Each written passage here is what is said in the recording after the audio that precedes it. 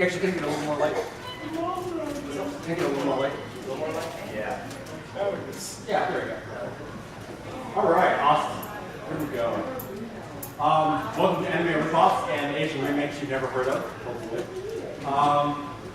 I'd like to take you on a tour of a filmmaking practice I would call remake exploitation. That is, overseas remakes of popular films from other countries, and talk a little bit about the context in which they were produced. As you might imagine, these remake exploitation movies were usually made to either capitalize on the success of the original film, or to retell that story for a different audience, or both. In many cases, depending on the economics or the sophistication of the nation's film industry, they were made on very small budgets and often without the permission of the original filmmakers. But I want to emphasize that my goal here is not to make value judgments on the films or the filmmakers who made them. I'm not saying that these countries are a whole bunch of plagiarists, because that's not true. Every one of these countries has a rich cinematic heritage of their own. But the fun thing about these is that they're both familiar and unfamiliar at the same time.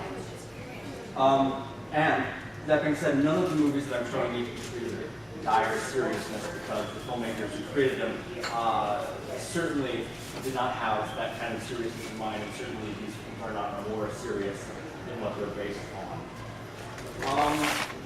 So we're going to be making stops in Korea, Hong Kong, China, Thailand, and maybe as far out as India and Turkey, if we have time.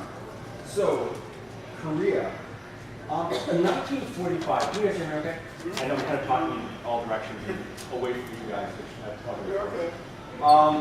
In 1945, after 35 years of Japanese occupation, South Korea implemented a ban on all Japanese cultural products, and it lasted more than 50 years. Now, this included everything from literature to animation.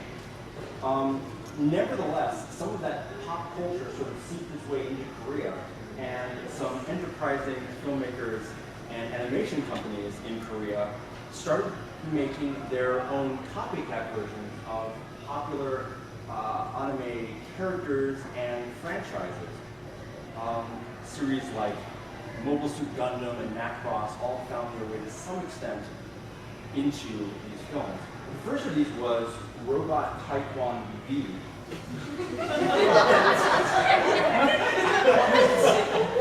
A giant robot utilizing the power of Korean national martial arts, Taekwondo. And here's the trailer.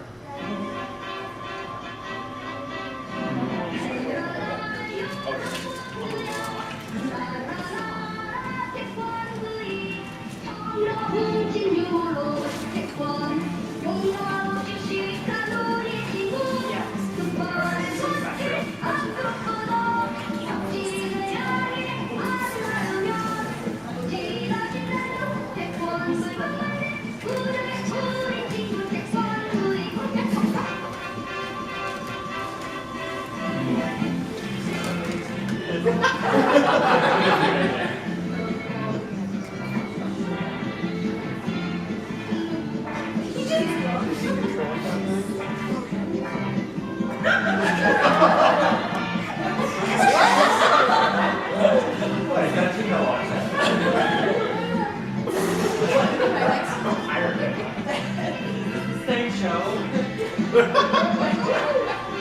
It's like 17.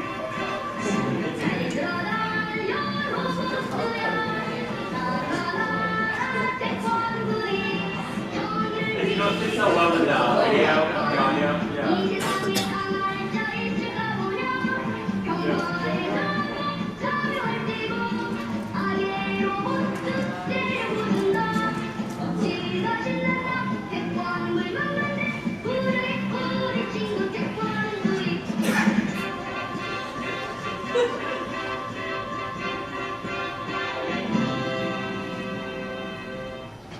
This is not a lone example. In fact, Robot Taekwon V became super popular, and they made tons of these. There's a whole series of them, and in fact, when I got my copy, but I believe the first one, I discovered that it was easily the third or fourth in the series. So, you might notice that the title robot bears a somewhat striking resemblance to a Japanese robot called Mazinger Z. Now, the man behind Robot Taekwon V continued the V theme in a television series called Space Gundam V. And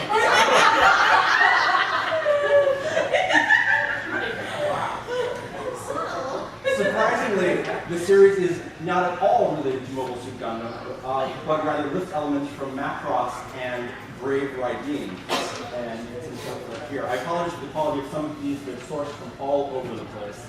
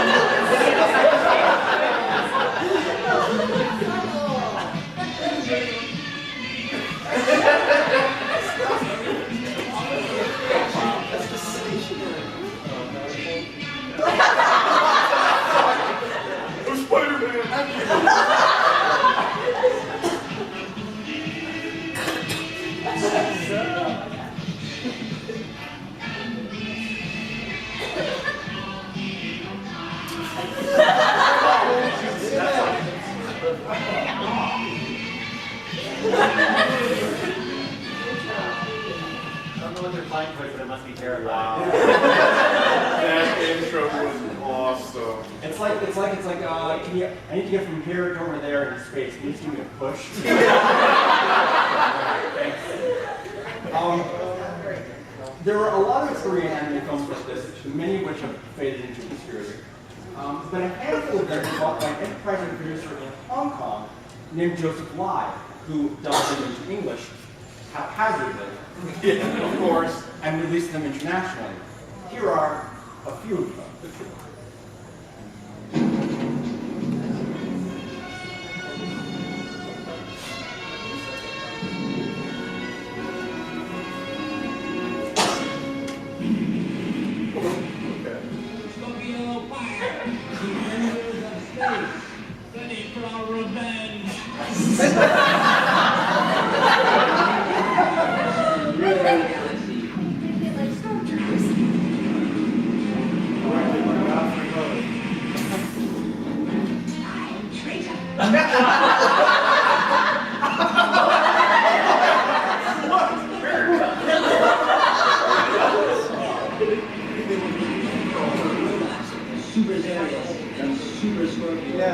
Easily able to crush a small force on the planet Aurora. Then, Europe will be next.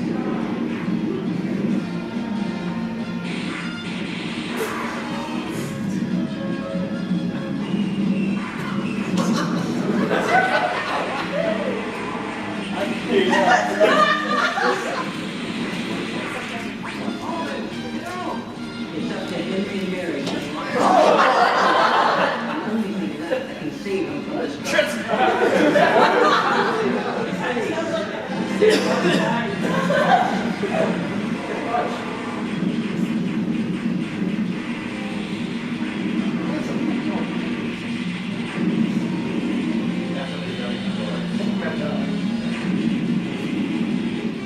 Don't let me down. Defenders of space.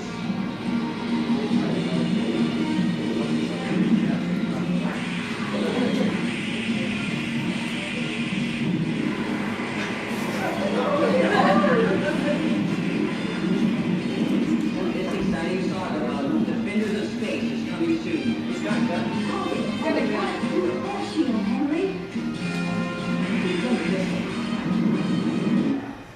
Now, you may notice on the credits that come up, and you get names like Sidney Charleston and Kenneth J. Hall, and those are all totally phony. Of course. Joseph Lai would frequently put fake American-sounding names in the credits to make them more sellable internationally, because, oh, it's totally an American or European production. The voiceover sounded like one of Godfrey Ho's movies. It's the same company. Ah, I see. That makes sense. Godfrey Ho worked for Joseph Lai, and Ada Audio Video was the company that they owned to dub all of these movies in English. And here's another. This is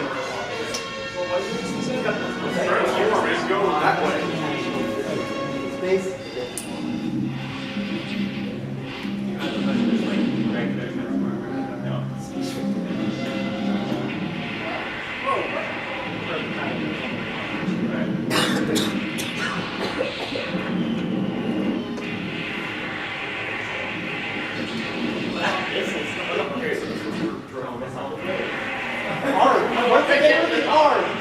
Not enough explosion. Directly, we need more. Like, when you think about it, like, the business is a really bad idea. They get Space spears.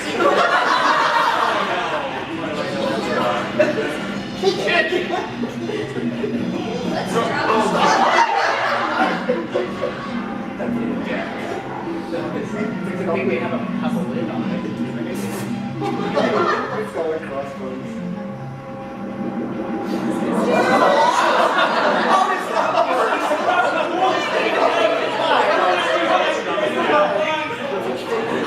He's the world's strongest scientist.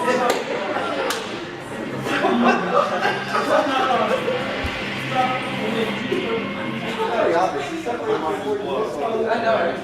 That one got, I believe, altered in the show by another company and was released in Europe as Micro Commander Diatron 5.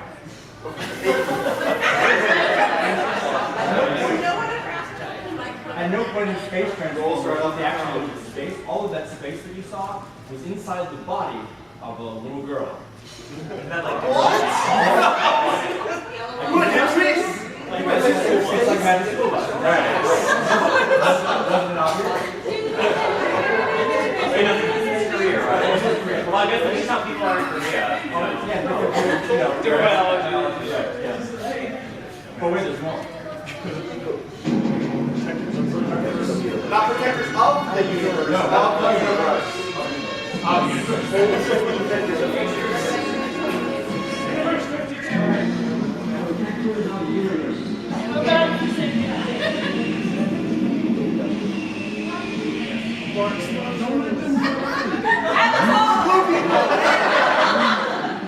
Racist cartoon cats. It's always blue people. They're the bad guys.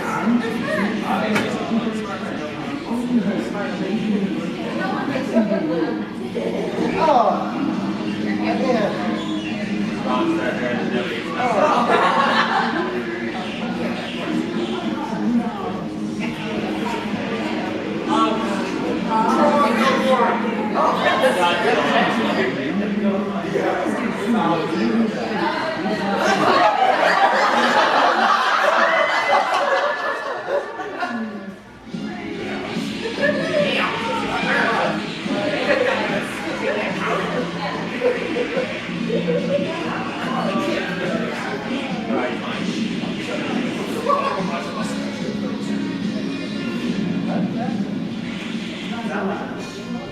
Yeah. I said that through green. Well, you know, that's the, no, see, that's what's gonna get us all in 2012. That's what the Aztecs expected.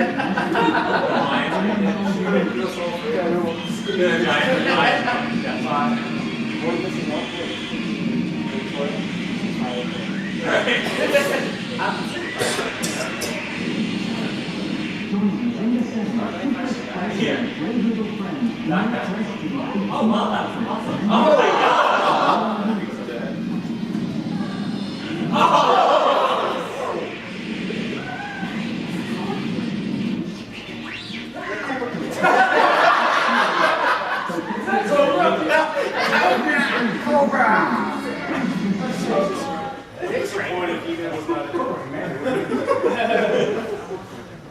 Now, the Korean anime Savior of the Earth sets itself apart by borrowing from an American source. Fans of Tron will immediately notice many elements that have been lifted wholesale from the film. The video games, the identity discs, the villain Sark's flying ship, and even a dead ringer for Sark himself. Even Pac-Man makes a cameo. Tron's famous lightsaber battles have been replaced with more traditional car races. But something that Tron doesn't have is a small mechanical girl and a one-eyed baby pirate. You actually did your individual That sounds videos. dirty for some reason.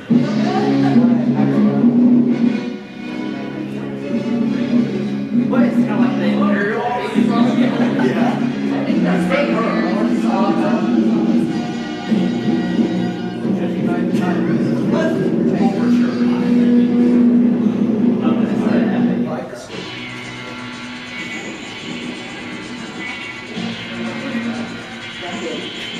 Yeah.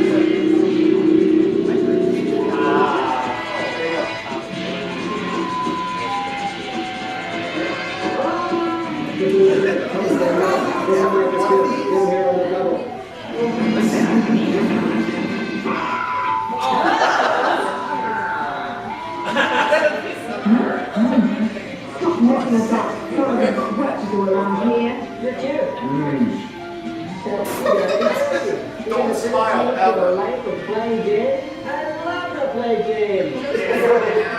First you gotta catch me. Come on, come on. Whoop, whoop, whoop.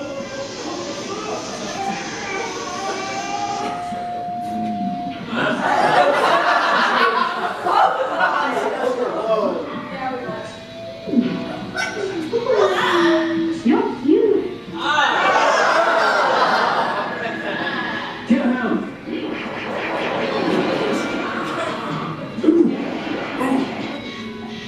I like when you fall asleep, leave the TV on.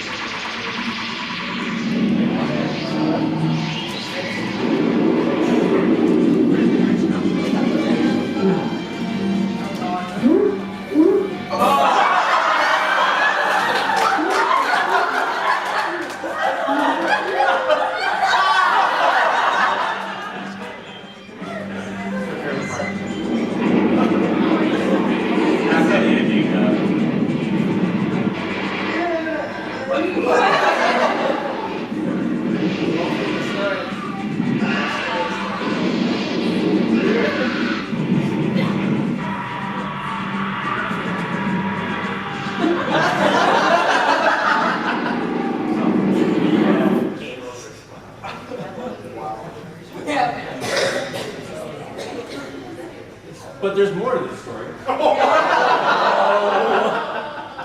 Having bought the rights to all of these Korean animated films, our wily Hong Kong producer Joseph Lai stitched pieces of them together and redubbed over the entire thing to form a whole new movie. Godfrey Hodis. Absolutely. The outrageously confusing Space Thunder Kids.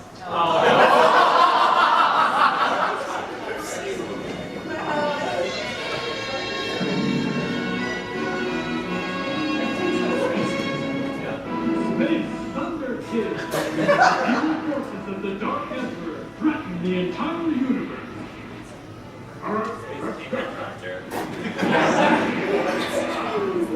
I got it.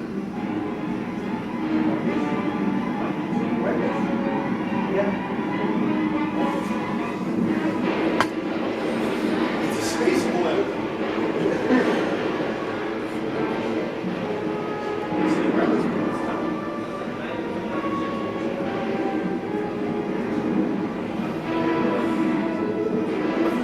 Let's run on top of this guy.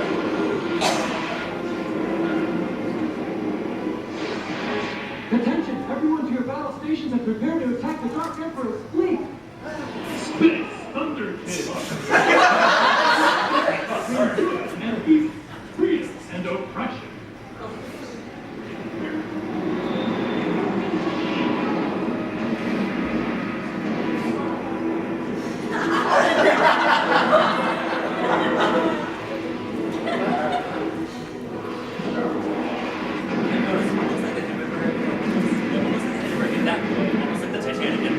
I don't know.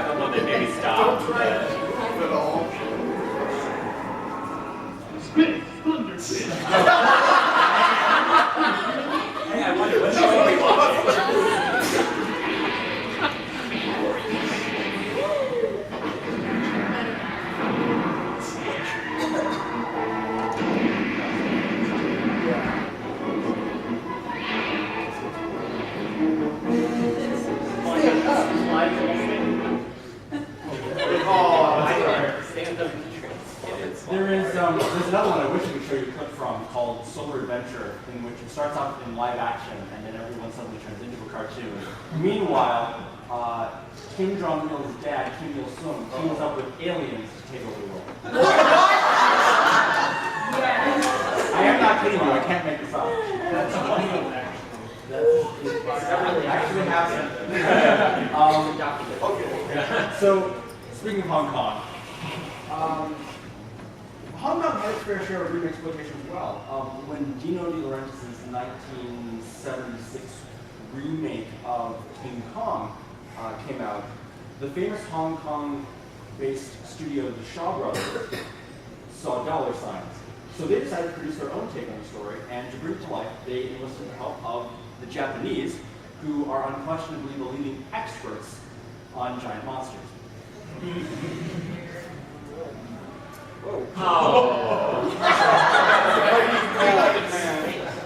What's more, the man they chose to realize the special effects was Sadamasa Aikawa, who had already brought King Kong to life twice in King Kong vs. Godzilla and King Kong Escapes.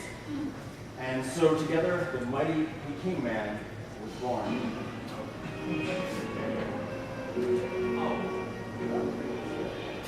In a remote village, life was calm, the people lived peacefully. And then one day, without warning,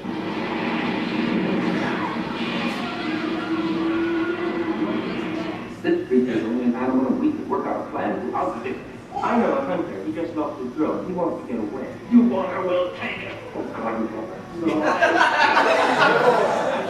keep you the right down for us. You're going to head our expedition into the Indian jungle, Johnny. Any worries about it?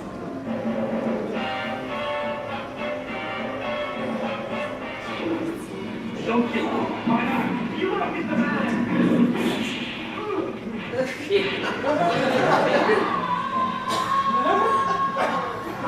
Johnny, who are you?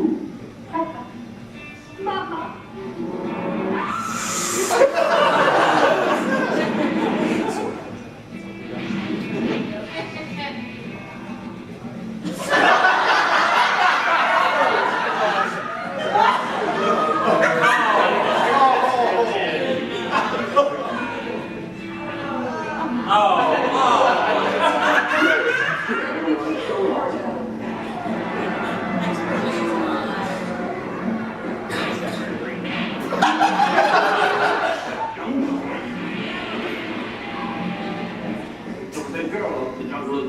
He obeys her, does whatever she says. Where is she now? The only thing I know is she's dressed entirely in animal skin. I'll narrow it down a little. And by entirely, we mean barely. Yeah.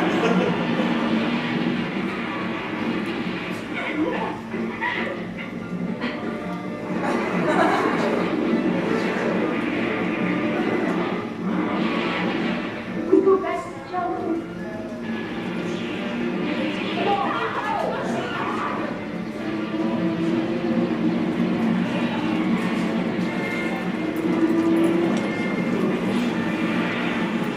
This isn't the jungle. Women can bear dresses. I mean, can't wear animal skin.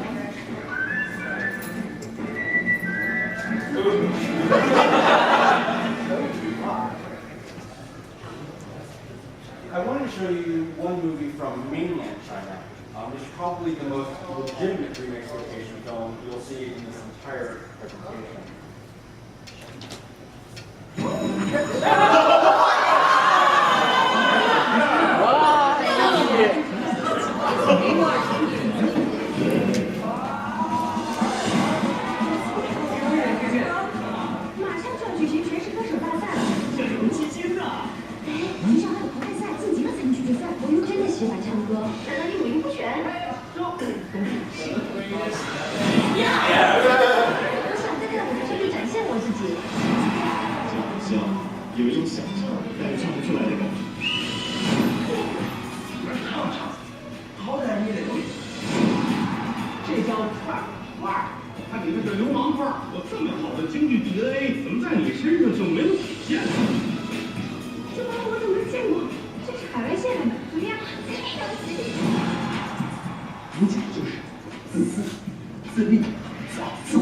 Here, they have their like that.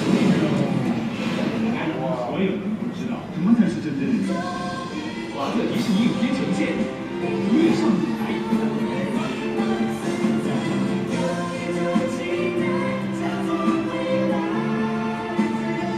看出新生，触碰青春。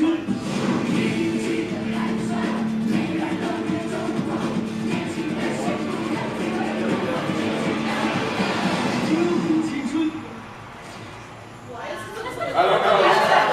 I don't know. This one is the American one. I gotta be honest, I saw this film and I really quite enjoyed it. So. Let's see. So, normally this is the point where I do a brief hop over to Indonesia and show you the Terminator, but it contains just a tiny bit of objectionable material, and I don't know if I should show it in a mixed group. I don't know. Are there any children present? No. All right. Anyone who's unsure can cover right. Acts like a child. Does that count? No, that doesn't count. That's fine. Sure, if we add all our aliens and divide it, we'd still be over 18. All right, we're good. In the 1970s, sex and violence were the key ingredients of popular Indonesian films.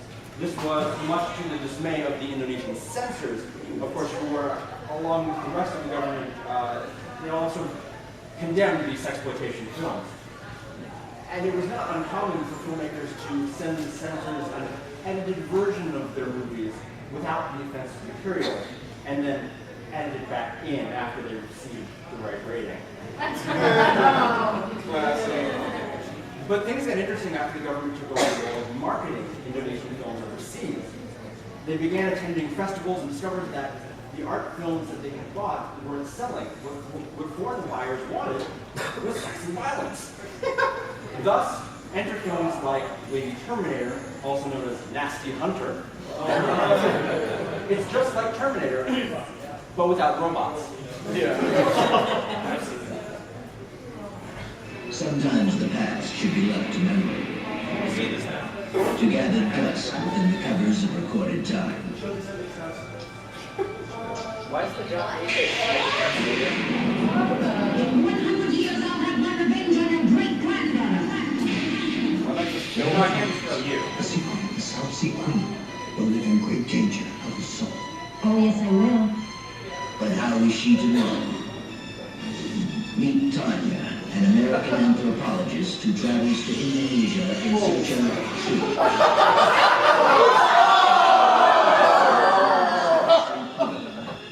It's more than a story. It is her fate. A tale of possession, revenge, insatiable desire. That will not burn. Thank you.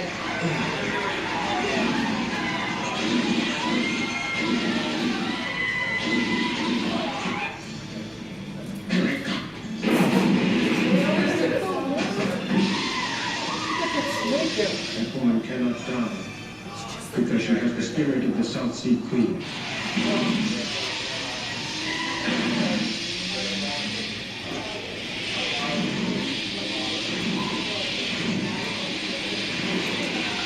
For I knew the South Sea Queen has reincarnated.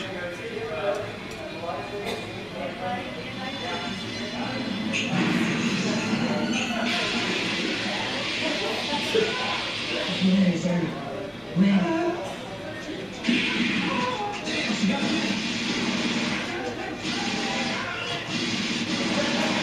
But don't worry, I'll protect you.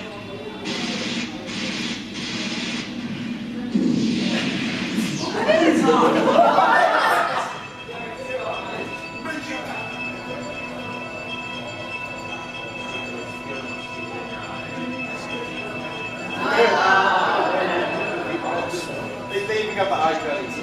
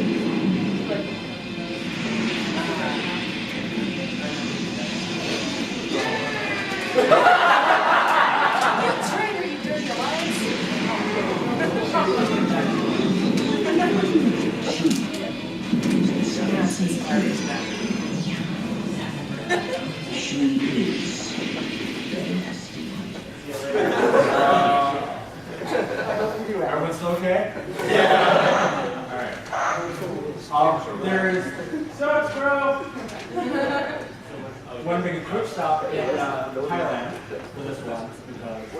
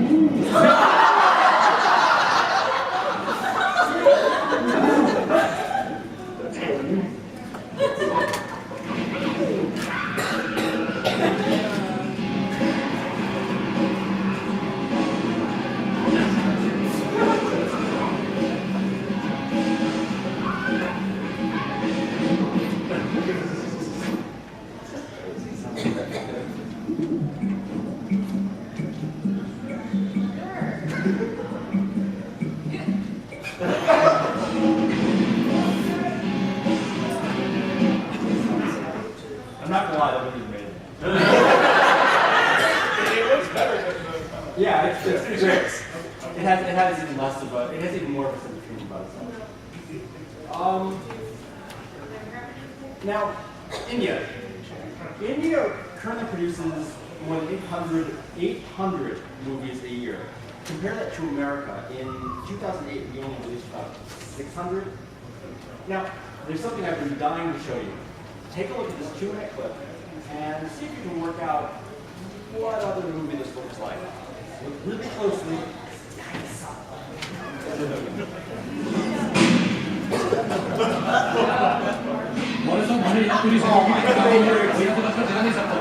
Ji sir अरे सुनो mobile letter चिल्लर उल्लर कुछ है मैं आपसे पूछ रहा हूँ Why do you look at the camera?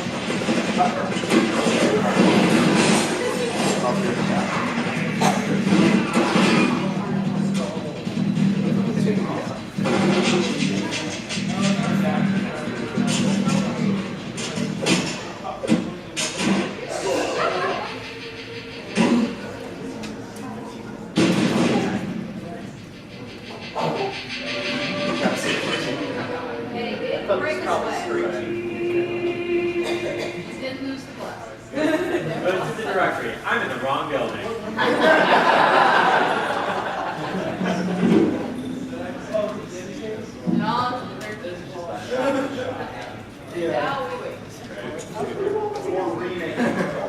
That is from a fire ugly one. And yeah, it doesn't take a film buff to realize that this is obviously an Indian remake of It's Gold. Actually, I am serious. That's exactly what this movie is a remake of. This movie has nothing whatsoever to do with The Matrix. After that scene, the killer with the sunglasses escapes to a suburban neighborhood next door to the dentist with the secretary of the and it's the exact same movie as the whole 9 yards. It's like a comedy was struck ill and needed a scene transplant, and The Matrix selflessly gave its most famous action sequence to save its best friend.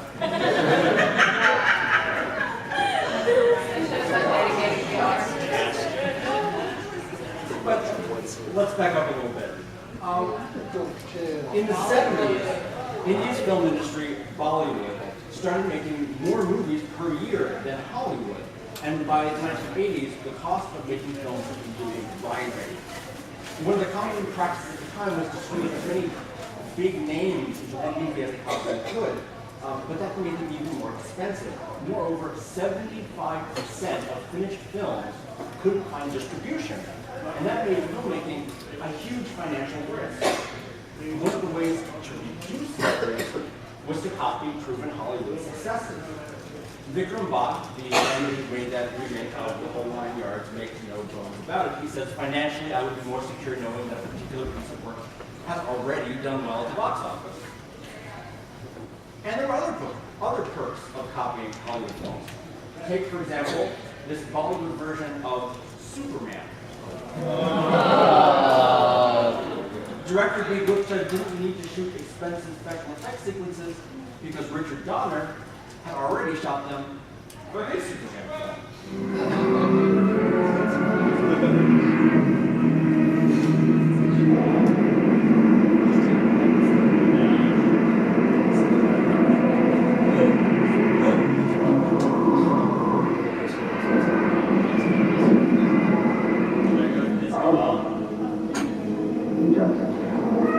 This is a selection of clips, it's not one scene.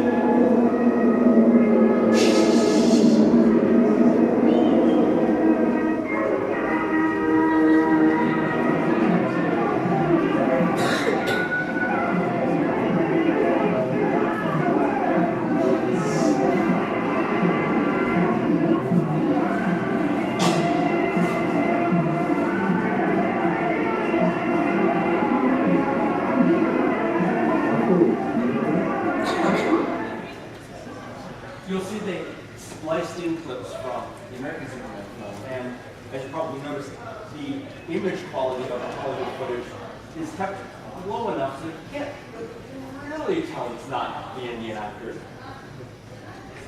But what frequently also happens, as with Avara Kalivana, is that a filmmaker will sort of glom on to a particular element or scene in another movie entirely and incorporate it into his otherwise unrelated film. But even if a filmmaker does want to remake a specific entire film, there's a lot more to it than simply translating scripture to Hindi. Filmmakers need to adapt the story to make it relevant to Indian culture, as well as acceptable within it. Differences in morality, religion, family values, history, even pop culture all have to be taken into consideration.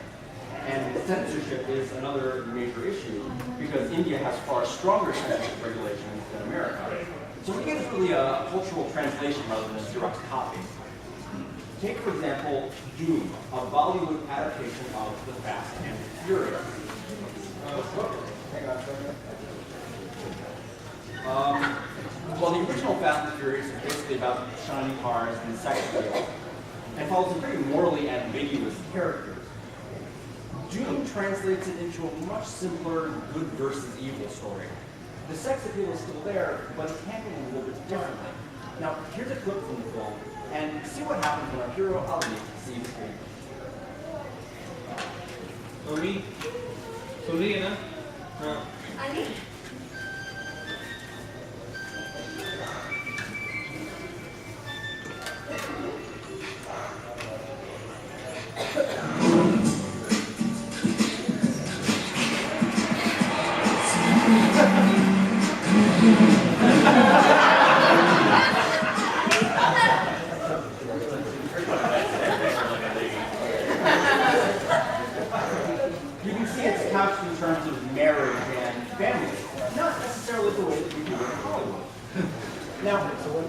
30-second TV spot for promoters of the movie.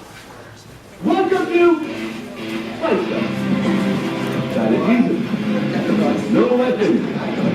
The left-hand rules. One control left.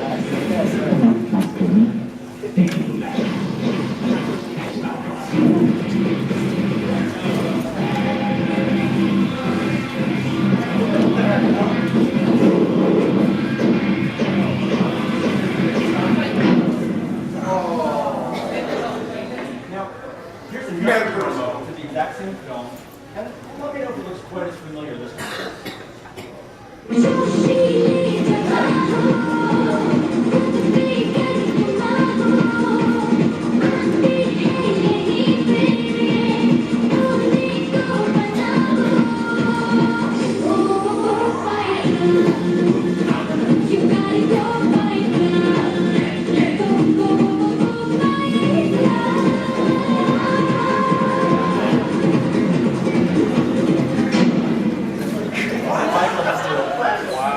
Probably not, right? In actuality, this Bollywood Fight Club is really just a dash of Fight Club and a whole lot of Roadhouse.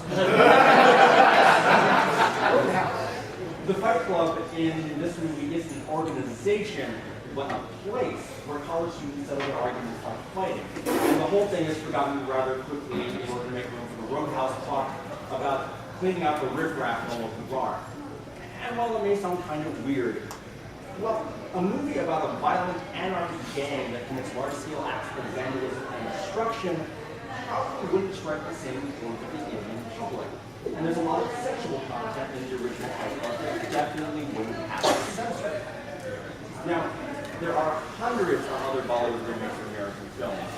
Remakes of Pretty Woman, The Godfather, American Ninja, Harry Potter.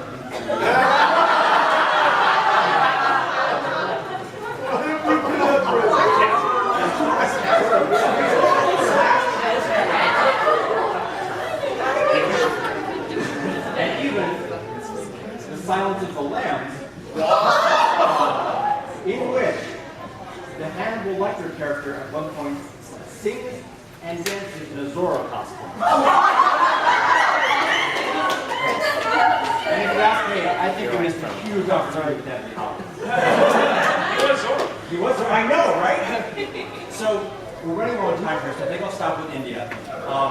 But we've got a couple of minutes. If you have any questions, by all means, let me know. And in fact, if you're interested in more remake stuff, this is a real passion of mine. And a couple of years back, I bought the rights to a Turkish remake of Rambo called Rampage. Yeah! Which features the most hilarious rocket launch you've ever seen, actually. If I have another minute, I'll show you that clip. It's pretty great. Let me answer your question first. What's your opinion on